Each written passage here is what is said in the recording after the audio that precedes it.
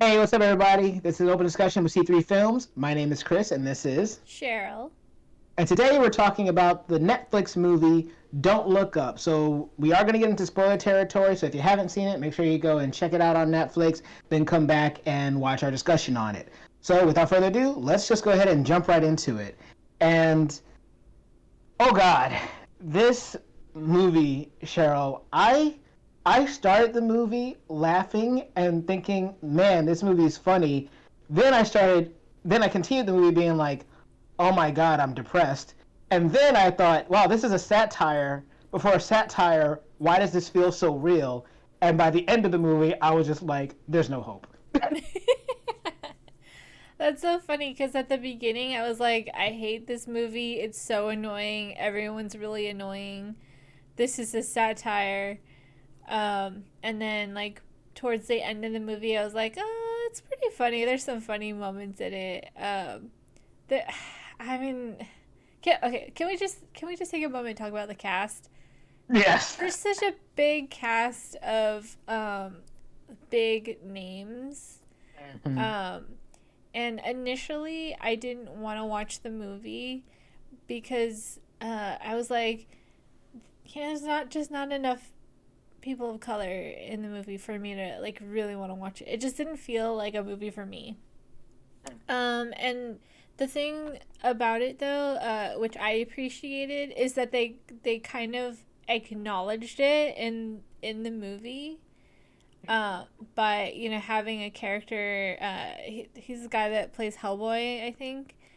And he's like, Ron Perlman. yeah, and he's the one that goes in the shuttle for the mission, and they like name him. They want him to be the face of the project, basically because he's a white guy, and he tries to be politically correct by like giving a shout out to You all can't the even say it. different minority groups as he's Yeah. going up. And it's just kind of like, and it just felt very like all hail the white male kind of thing. But they were like poking fun of it. But then I Right. look at it and I'm like, oh, well, it's nice they had Meryl as the president, and that was kind of cool. Even though she really sucked. She, she's a buffoon. Not her, but like her character is just Yes. like, uh, it reminds me of real politicians. But yeah, very much a satire. It just, you know, I- like there's just no other way to explain it. It's a not too far off of an exaggeration of real life. Um, and that's the sad thing. Uh, they definitely exaggerate stuff. It's just that, in my opinion, sadly, the exaggeration is not that much exaggerated. Exactly. Okay. See, I was waiting for you to finish because I was just like, I got something to say about this exaggeration factor. Like, when I was watching it, I was thinking, I get that this is supposed to be exaggerated, but this feels real. It's like that movie Idiocracy. Like, it's it's supposed to be so ridiculous that it couldn't possibly be true, but when I'm watching the response of the people to this giant comet coming that's going to wipe out all life on this planet, and you see these responses, like first you think to yourself, oh, everyone's going to be like panicking, everyone's going to be like, oh my gosh, but no one's like that. And you think, okay, this isn't actually how life would be. And then you stop and you think, like, you really think about it, and you realize, wow, this is an exaggeration, but it's absolutely true. And maybe it's only exaggerated from real life to a factor of one, but that is like it. It is almost right on the line of reality, and that's what led me to being more depressed with watching the movie and not feeling as good because as long as I think that it's a satire and it's ridiculous and it's not based in reality, I can like laugh about it and just be like, yeah, this is a fun good time. But the moment I start to like the movie, and the movie knows what it's doing, so the moment that you get to stop and you really think about like how our modern day society would react to something like this, and then even have certain proof based off of like certain things that have happened in the last couple of years, all of a sudden you just realize, wow, this movie is right. We're all gonna die. Yeah, it's really scary. I think it, I even wrote down like it feels like the this movie is closer to reality than reality. Yeah. Because it almost feels like we had just experienced this, going through COVID. And, before we did this recording, we talked about how it was actually written before COVID even happened, which makes it even scarier because a lot of this feels very familiar to current events. And yeah, I don't know. Like, at least it's not like, I mean, it's just hard to think like if a meteor or a comet was really going to hit the earth, are we really going to screw it up like this? Cuz I wouldn't put it past us to do it, to screw it up. Wouldn't put it past us either. And like, there's this part in the movie, like where she's that you talked about earlier with Ron Perlman going up into space.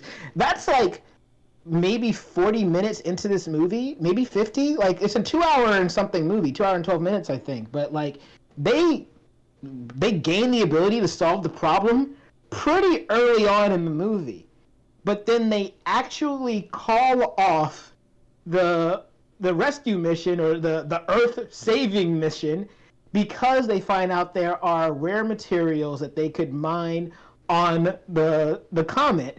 And I remember when I was watching it, the first thing I thought to myself when I'm hearing what they're saying things like, we'll end world hunger and we'll end poverty. And I thought to myself, no, you won't. It's gonna make the rich people richer and the poor people poorer. So in the next scene where Jennifer Lawrence's character gets like actually upset and says it out loud in like in the bar, I was like, yeah, okay, I'm glad she knows what's going on. But then you stop and think to yourself, holy wow, if there was if there was a monetary opportunity like this, there's no way that people would not take it. So once again, something that seems so ridiculous, all of a sudden you have to contend with the fact that, well, is it that ridiculous? This could actually probably happen. Yeah, and I think that's what's so scary about it because that's I think exactly what would happen. I mean, I want to say that they wouldn't risk the lives of everyone on Earth for that. Like that's not worth it. Um, I liked Armageddon better. Armageddon, they were like, let's come together and let's do this. I don't This is even definitely like just like, Ben Affleck. right? Well, And he's he's like, let's okay. just like make some money. Yeah.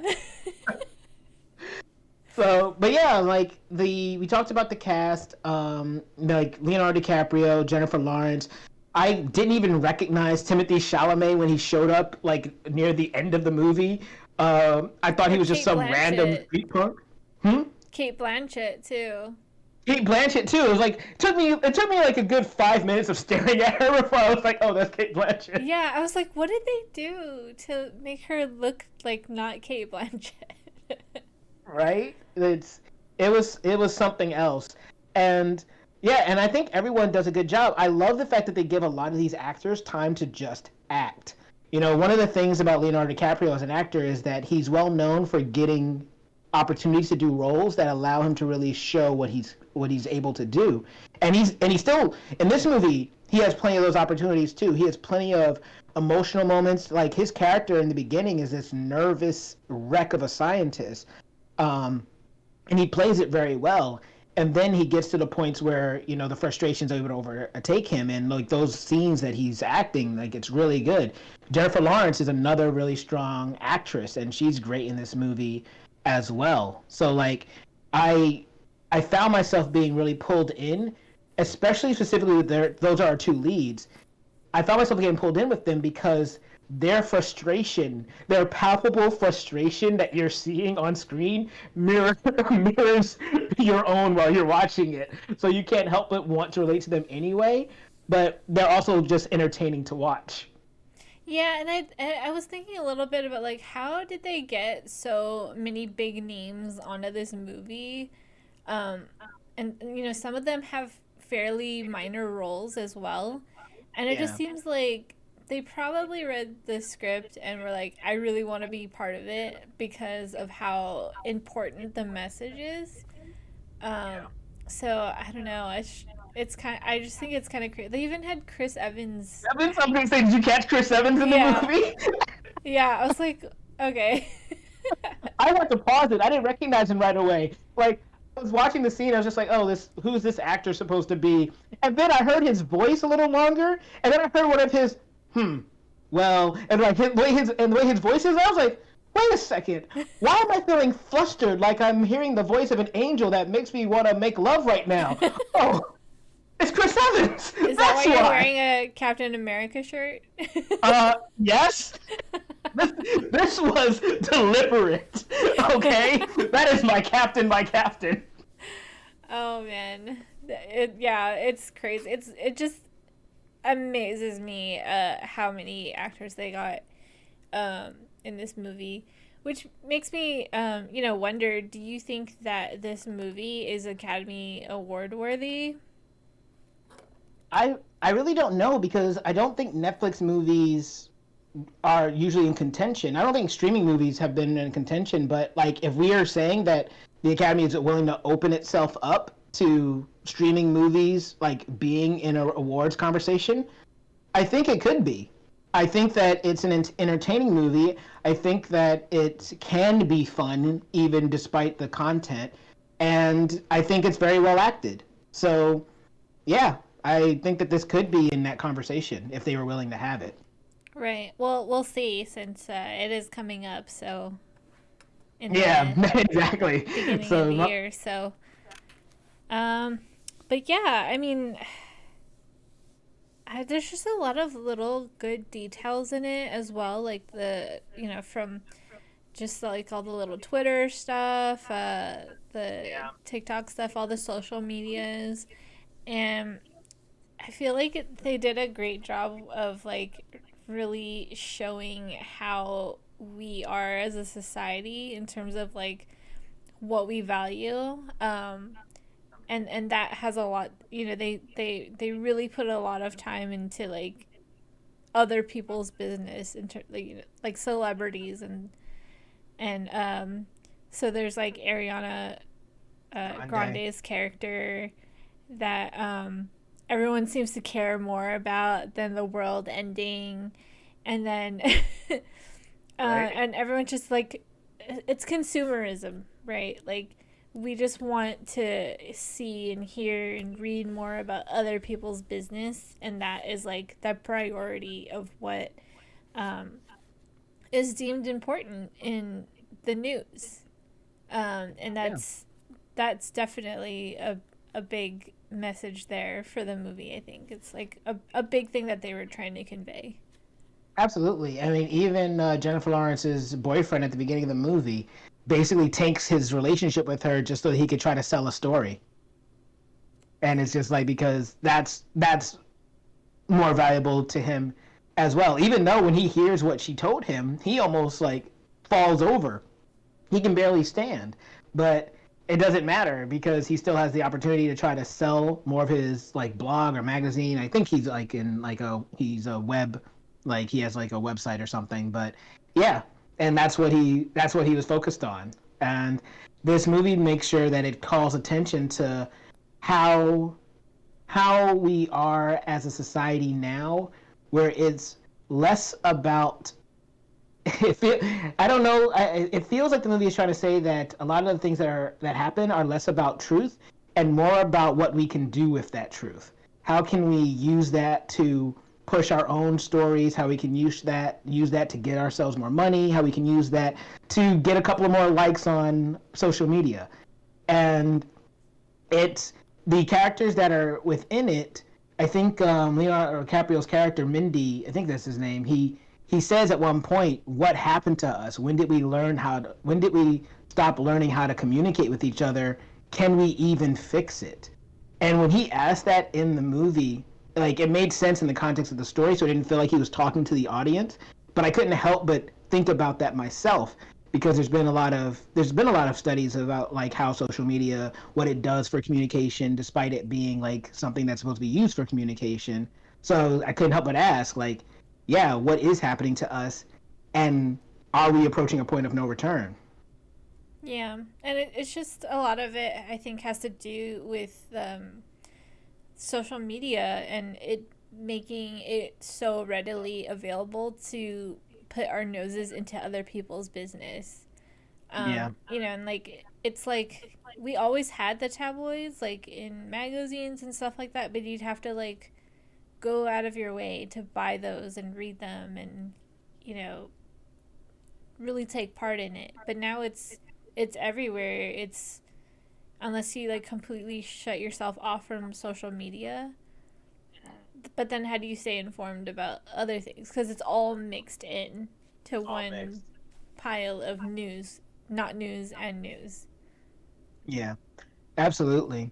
And continuing with just talking about other little things about this movie, like quirks that this movie had, I one of the things that made me feel like I was gonna like the movie was when you start seeing the weird editing that's happening in the movie. At first I thought it was like going to throw me off, but then I realized the cuts that were in the middle of someone talking to something else that was like seemingly unrelated, or like how they even like just cut between like different things in the world and stuff like that. Even and at the end of the movie, I had times when I literally thought my Netflix was freezing because they would like freeze frame on certain characters, almost like kind of giving you one final look at them before we say goodbye. But like the audio would still keep talking and still keep going. So there's a lot of strange edits in this movie that I don't necessarily would think would work in a different type of film. But for whatever reason, I felt like the editing worked in conjunction with the overall feel of what I was watching. And because of that quirkiness, it made me kind of enjoy it possibly a little more. It was a little weird for me, but at least it was consistent.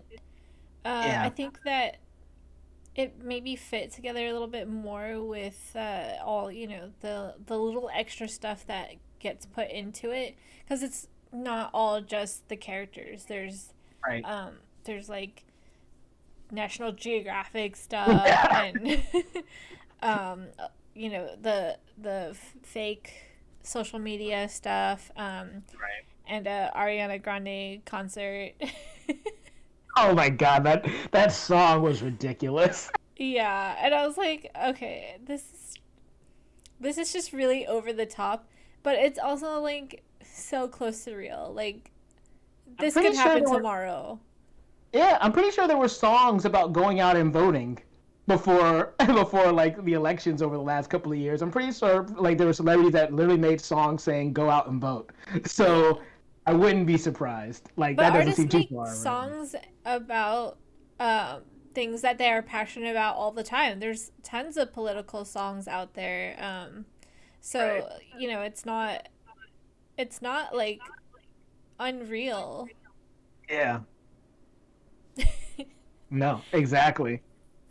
So So, what did you think about the parallel between Kate and Dr. Mindy?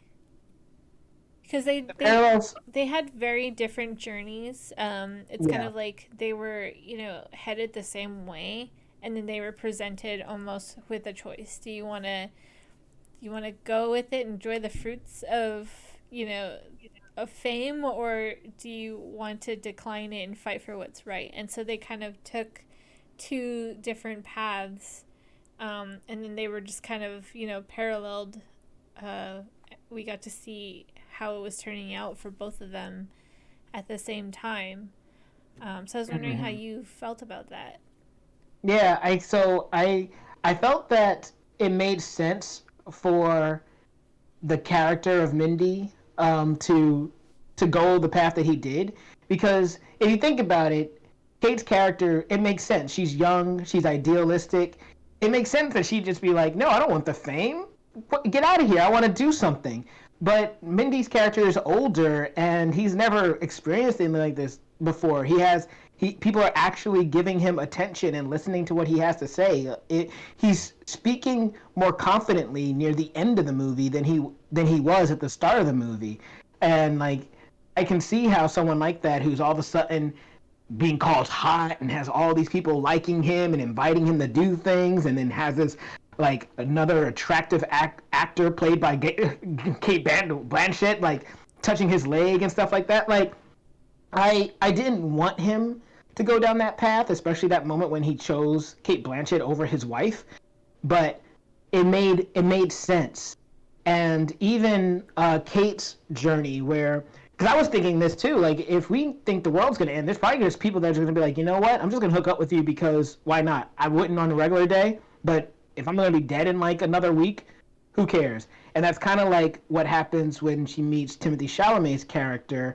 And at first, I thought he was going to be kind of like a punk kid, but he ended up being a very sweet kid, and I liked what he brought to the table, literally, when they're at the end and no one knows how to pray, and he says, "Don't worry, I got this," and then gives a very nice prayer. He even asked Kate if she would ever want to get engaged to him, and it doesn't really matter, but it's nice, and it's like it's one of those things of we wouldn't have met in different circumstances, but we did, and now we're here, and it's cool that it worked out that way. Yeah, that was a little like don't judge a book by its cover kind of thing for me. From his character, just in general, being like he goes in and he's robbing Drink Mo. Right. And so you immediately think, oh, he's probably like a bad kid, but then he's actually very religious, and he probably doesn't really do very much wrong. He just he's just a street kid. He's a street punk. So Yep. but actually a very nice guy. No, yeah, absolutely. The only so one of the only things I had to question at the end of the movie, I I understand that all these people were close and they're the main characters we follow. So like for the sake of the story, it's nice to see them all there at the end. But it did feel a little bit weird that these people wouldn't want to die around their own family members. Like Timothy Chalamet is this, religious kid. He doesn't want to be around his family, his parents, and like them. Or same thing with Kate. Same thing with the other guy that comes late with the wine bottles. I was like, he doesn't have any family he'd rather be with than this table of pale people. Um, so yeah, like that was the only thing I thought was weird. But at the same time, for the sake of the story, these are the characters we're spending time with. It's nice to see them all together at the end of the movie. So I think I can allow it. But realistically, that's the only thing I don't think really fits. Yeah, I agree. I kind of felt the same way. Like, don't they have people that they would rather be with? But as a audience, I think that it was nice, like you said, to have all of our characters come together and be together for the final scene.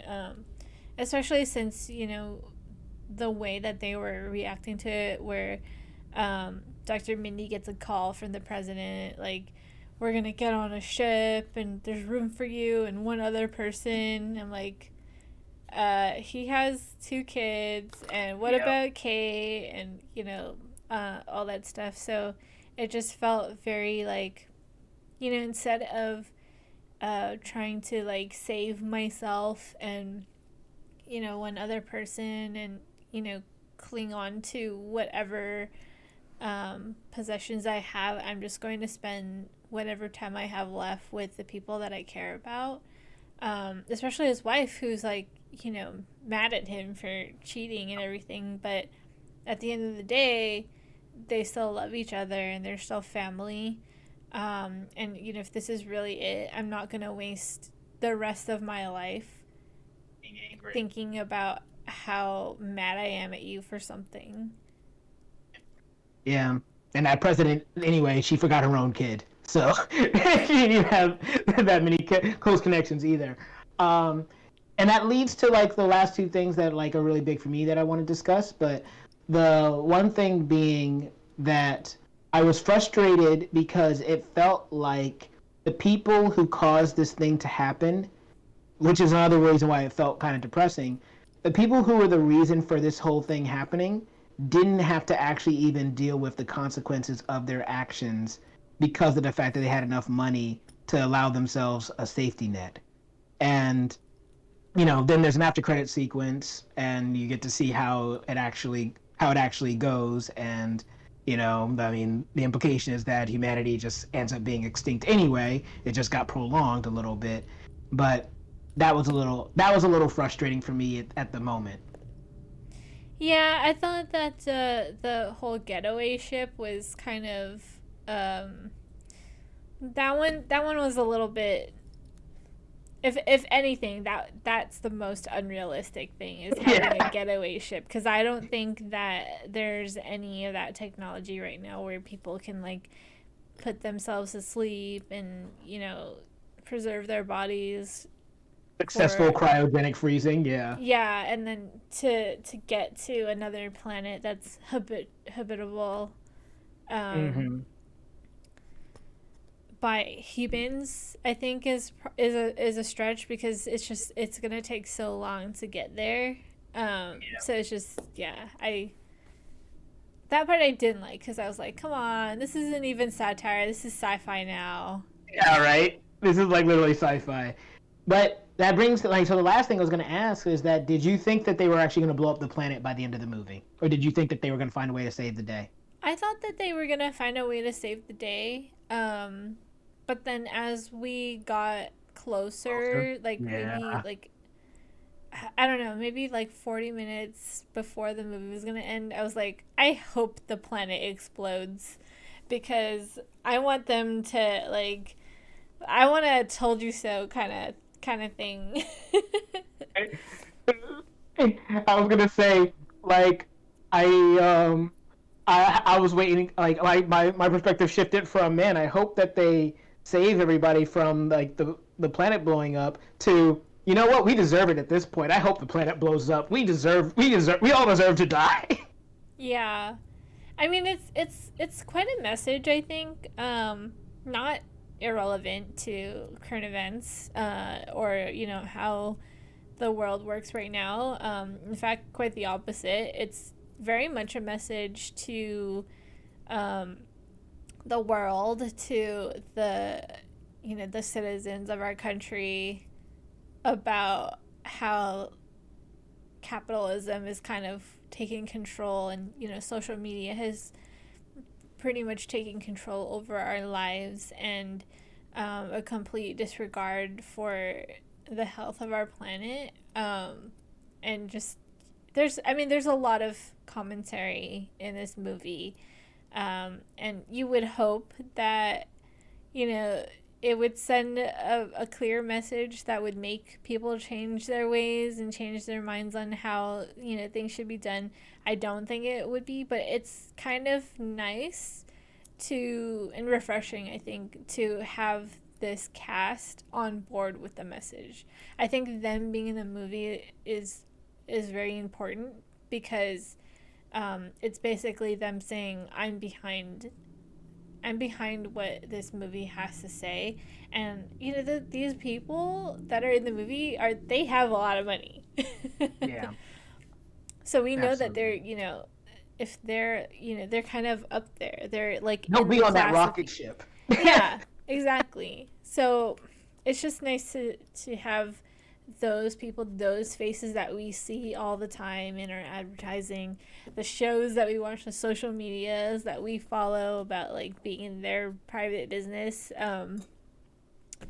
are the ones that are behind the message. Sure. Yeah, absolutely. And at the end, I was very surprised. We decided to watch this movie, and I remember we were talking about, like, this wasn't originally on our list of movies to watch, and then we were texting about it, and then we ended up watching it. Like, it's amazing how it kind of came together. But I was very grateful that we watched this movie. I was surprised that I liked it as much as I ended up liking it. I mean, I didn't like it at first, but the more I watched, the more I was like, okay. I mean, it was just very frustrating. It made me angry, and it made me angry because of how close to home it is. But I mean, it's hard to say that I like the movie because of how it made me feel. Right. But I like the idea behind the movie. I like the purpose of the movie. It did some things for me in terms of like just having that message out there, and like I said, the people behind it in Yeah. support of the message. But it was so hard to watch. It's that much is absolutely true. Absolutely hard to watch. As if you're paying attention, you don't even have to pay that much attention. If you're just watching the movie, you know what they're saying and you know how this world is right now. So absolutely correct. But is there anything else you wanted to like add on before we get out of here? No, we can leave it for the after chat. Yeah, and if you guys want to check out that after chat, we always stream on Twitch, twitch.tv/C3Film, so you can check us out more over there. We go into more in-depth discussions after we do these little YouTube segments. But what did you guys think about Don't Look Up? Did you watch it? How did it make you feel? Did you find it laugh out loud funny, or did you find it bone-crushingly depressing? Whatever you thought about it, comment below. Let us know. And while you're down there, if you give us a like, share, and subscribe. Even if you don't, though, I've been Chris, and this has been Cheryl, and we'll see you all next time.